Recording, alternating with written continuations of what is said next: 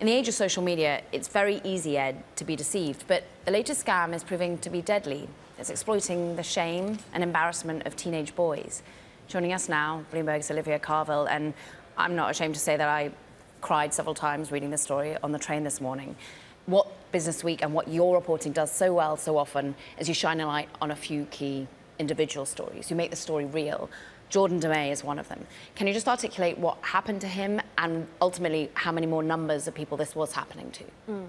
Jordan DeMay fell victim to what is known as a sextortion scam. This is sexual extortion. Essentially, he was contacted by what he thought was a teenage girl on Instagram, and she turned the conversation flirtatious. She sent him a naked photo of herself and asked for one in return. When Jordan complied and sent a nude photo back to this individual through Instagram, immediately he was blackmailed for money.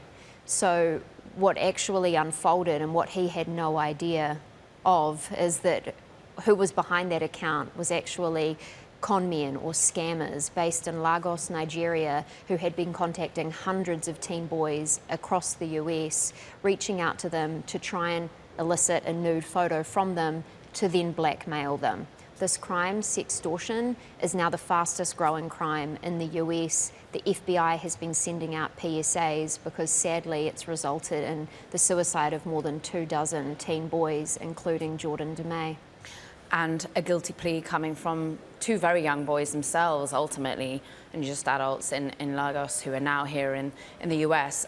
Snap did respond to your reporting, saying they're ramping up our tools to combat sextortion, and we have extra safeguards for teens to protect against unwanted contact. And indeed, Meta's global head of safety you've been speaking to, saying that sextortion is a horrific crime, and we spent years building technology to combat it and support law enforcement in investigating and prosecuting the criminals behind it. But ultimately, you're saying this is still growing. What more stories are you hearing, or indeed ways in which is it technology that ends up being able to be a force against this? Yeah, I think it's a great question. I mean, for the social media platforms, they don't want this occurring. Yeah, you know, these individuals, these bad actors are hacking into Instagram accounts to pretend to be these teen girls in order to coerce these nude photos. So for the platforms, it becomes, how do we prevent this from the outset? So they're using artificial intelligence to do things like suspect or detect suspicious activity on the platform. Meta is now sending sextortion-focused safety notices to teens, saying, you know, this is what sextortion is, be wary, be careful of who you're talking to. And just last week, they announced that they're going to be automatically blurring nude images that are sent through the platform. So all of these steps are being taken in an effort to try and curb this crime. But from the FBI's perspective and law enforcement perspective, it's just growing too big, it's moving too fast, and the scammers are too ruthless in how they blackmail the teens. They push them to the edge and beyond to try and get as much money as they possibly can from these young boys.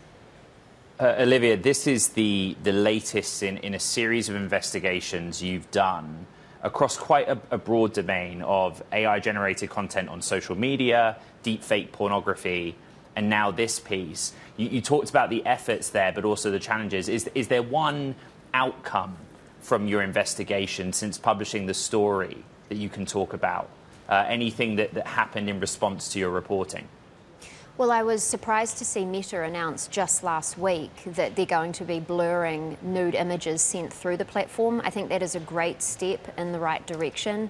And you're right, I tend to focus these stories on, you know, the dark sides of social media, and there's obviously so much good that social media gives to children and young people as well. These are the edge cases, and I think it's really important for our viewers and our readers to know about the risks of social media, and specifically in this story, for young teen boys to understand maybe the person that you're messaging isn't actually who they say they are.